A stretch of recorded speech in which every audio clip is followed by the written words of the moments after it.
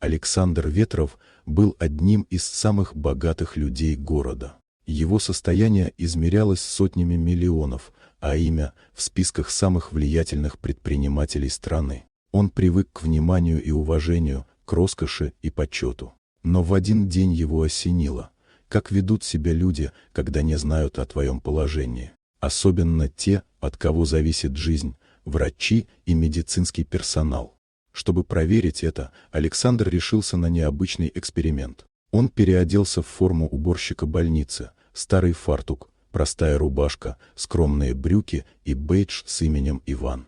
С собой он взял лишь минимум – ведро, тряпку и резиновые перчатки.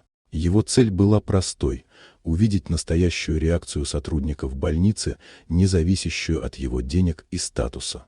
В первый час все казалось почти невидимым.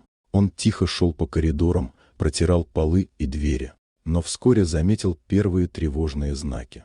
Один из молодых врачей, заметив его, громко заявил коллеге: «Посмотри на этого уборщика, он даже не умеет нормально вести себя в коридоре».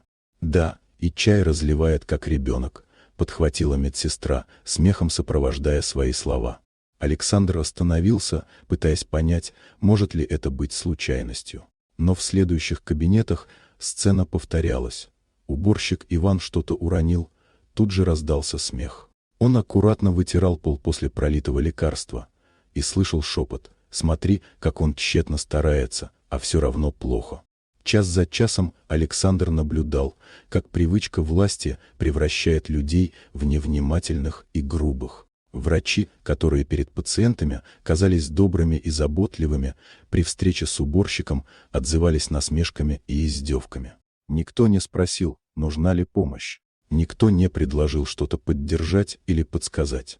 Он почувствовал нарастающее ощущение стыда не за себя, а за систему, в которой так легко проявляется человеческая жестокость. Александр видел, как одна медсестра толкнула его руку, когда он пытался открыть дверь с тазом воды. Как старший врач отмахнулся от просьбы убрать пол возле палаты, словно уборщик был полностью лишен прав. Но не все было мрачно. Среди медперсонала встретился один человек, молодой санитар, который улыбнулся и сказал: «Не переживай, бывает. Главное, делай свое дело честно». Эта крошечная искра человечности показала Александру, что доброта существует, но часто остается незаметной среди грубости и высокомерия. После нескольких часов эксперимента Александр снял форму уборщика и вновь надел свой костюм. Он вышел в коридор, и тут же сотрудники, узнавая его, мгновенно сменили тон: улыбки, уважение, просьбы о встречах и внимание к его мнению.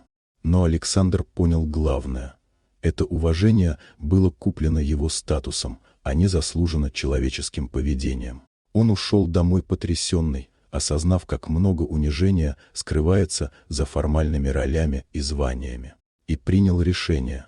В своем фонде он создаст программу для обучения медицинских работников эмпатии, чтобы никто больше не переживал того, что он сам испытал за пару часов.